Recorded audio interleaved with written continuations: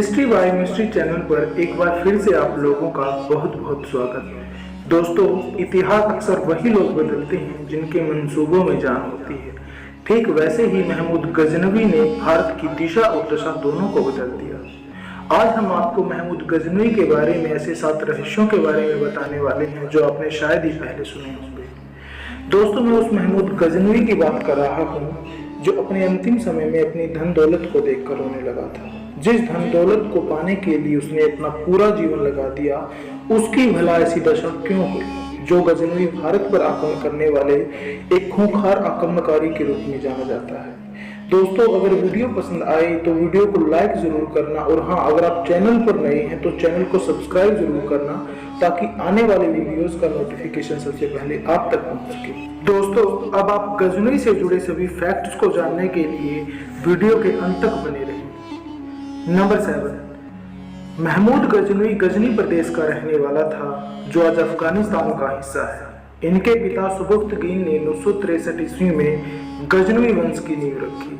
जिस गजनवी साम्राज्य की सीमाओं को महमूद गजनवी ने विस्तारित किया और 1030 ईस्वी तक यह साम्राज्य भारत, पाकिस्तान, अफगानिस्तान, कजाकिस्तान, ईरान सहित 5 अन्य देशों में फैला।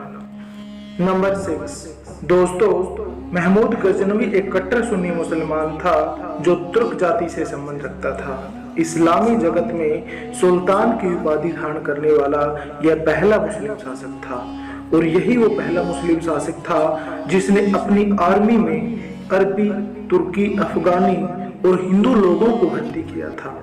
इतिहासकार हेनरी इलियट के अनुसार इसने भारत पर कुल 17 आक्रमण किए, जिन आक्रमणों में इन्होंने भारत की बेशुमार धन दौलत, यहाँ के हीरे जवाहरातों को लूटा और यहाँ के देवी देवताओं की मूर्तियों को तोड़ा और यहाँ लाखों हिंदुओं को मौत के घाट उतारा। दरअसल इनकी इतनी बड़ी सफलता की वजह हिंदुओं की आपसी फूट और यहाँ की राजनीति में हिंदुओं में एकता का न होना बताया जाता है। नंबर 5, दोस्तों, महमूद गजनवी के पिता सुबुक्तगीन की मृत्यु 997 ईस्वी में हुई, जिसने मरने से पहले अपने छोटे पुत्र इस्माइल को अपना उत्तराधिकारी चुना था।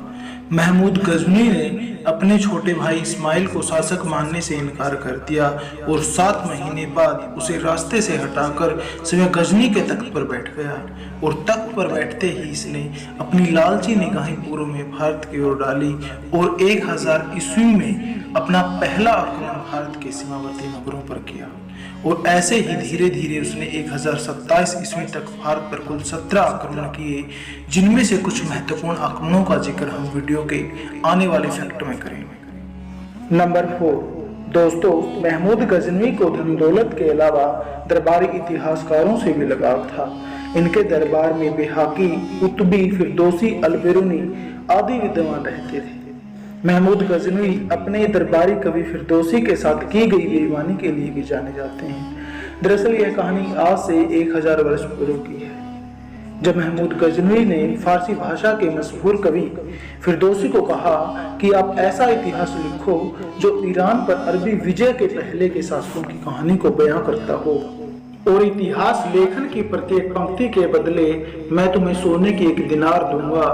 कई सालों की कड़ी मेहनत के बाद कवि फिरदौसी ने 1010 में शाहनामा पुस्तक तैयार की, और इस प्रकार कवि का मेहनताना 60,000 दिनारों का हो गया।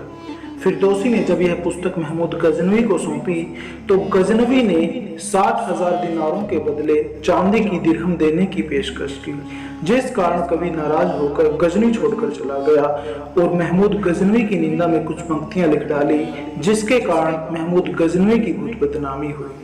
बाद में दरबारियों के सुझाव पर महमूद गजनवी ने 60,000 दिनारों से भरी गाड़ी फिरदौसी के पास पहुंचाई, लेकिन उस समय फिरदौसी का जनाजा निकल चुका था, यानी फिरदौसी इस दुनिया से रुखसत कर चुका था।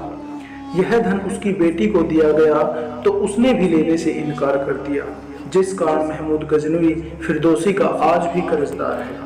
नंबर 3, दोस्तों, महमूद गजनवी ने 1025 में भारत पर 16वां आक्रमण सोमनाथ मंदिर पर किया, जो अब तक किए गए आक्रमणों में सबसे बड़ा और भयंकर आक्रमण था। दोस्तों, आपको बता दें कि यह मंदिर गुजरात में स्थित है और उस समय गुजरात पर चालुक्य वंश के शासक भीम प्रथम का शासन था। सोमनाथ उन दिनों अपनी बेशुमार धन दौलत के लिए विख्यात था, जिस मंदिर का जिक्र इतिहास के सकंद पुराण में मिलता है। महमूद गजनवी के एक इतिहासकार अल-बिरूनी ने कहा कि महमूद गजनवी ने अपने 5000 साथियों के साथ इस मंदिर पर आक्रमण किया था, जबकि अन्य इतिहासकारों ने कुछ और कहा। खैर जो भी हो, इस मंदिर के खर्च को चलाने के लिए उस समय के राजाओं ने 10,000 गांवों को इस मंदिर को दान दे रखा था। इस मंदिर का मंडप 56 रत्नों से जड़े स्तंभों पर टिका हुआ था। इस मंदिर में घंटी बजाने वाली जंजीर 100 मन सोने की थी। अन्य इतिहासकारों ने कहा कि राजस्थान के थार मरुस्थल से होता हुआ महमूद गजनवी 17 अक्टूबर 1025 को सोमनाथ पर आक्रमण करता है और इस आक्रमण को देखते ही मंदिर के पुजारी और अन्य लोग छतों पर चढ़ जाते हैं और एक दूसरे से कहते हैं कि भगवान सोमनाथ अपने मंदिर की रक्षा स्वयं कर लेंगे, जो कि अंधविश्वास के अलावा और कुछ न था। इस मंदिर की लूट में महमूद गजनवी को 20 लाख दिनारों के हीरे जवाहरात, सोना चांदी और अन्य बहुमूल्य वस्तुएं मिली और उसने इस मंदिर की मूर्तियों को तोड़ा और लोगों का खून बहाया और अपने साथ भारत की धन संपदा का एक बड़ा हिस्सा लूटकर अपने साथ गजनी ले गया। नंबर 2, दोस्तों, जिस समय महमूद गजनवी सोमनाथ मंदिर के धन को लूटकर जा रहा था तो रास्ते में सिंध के जाटों ने उसके कुछ धन को लूटा और महमूद गजनवी को तंग किया। महमूद गजनवी अपने इस अपमान का बदला लेने के लिए 1027 में भारत पर अपना 17वां और अंतिम आक्रमण करता है, जो सिंध के जाटों के खिलाफ था। जिस आक्रमण को अंजाम देने के उद्देश्य से महमूद गजनवी सेना का जत्था लेकर मुल्तान पहुंचा और यहां पहुंचकर महमूद गजनवी ने 1400 नावें तैयार करवाई और प्रत्येक नाव में लोहे की 3 नोकदार मजबूत और पैनी सलाखें जड़वाई और प्रत्येक किश्ती में 20 सैनिकों को बैठा दिया, जो तीर, कमान, तलवार, बर्छी लिए हुए थे। जाटों ने सावधान होकर अपने बच्चों और स्त्रियों को सुरक्षित टापुओं पर भेज दिया। इतिहासकार कर्नल टोड बताते हैं, सिंध के जाटों ने महमूद गजनवी की नावों का डटकर सामना किया और महमूद गजनवी के दांत खट्टे कर दिए। हालांकि इस युद्ध में बहुत से जाटों को अपनी जान गंवानी पड़ी और कुछ जाट सिंधु नदी में डूबकर मर गए, कुछ की हत्याएं कर दी गई। मगर इस आक्रमण ने यह साबित कर दिया कि हिंदुस्तान के जाटों से पंगा लेना दुश्मन को भारी पड़ सकता है, जिसका परिणाम ये निकला कि महमूद गजनवी इसके बाद हिंदुस्तान पर एक भी आक्रमण करने का साहस नहीं करता और 1030 ईस्वी में वह इस दुनिया को छोड़कर चला जाता है। नंबर 1, दोस्तों, आप में से कम ही लोग जानते होंगे कि महमूद गजनवी अपने अंतिम समय में असाध्य रोगों से पीड़ित होकर असहनीय कष्ट झेलता रहा, मगर इस समय भी उसका मन, जो उसने बेशुमार धन दौलत इकट्ठी की हुई थी, उस पर ही टिका हुआ था।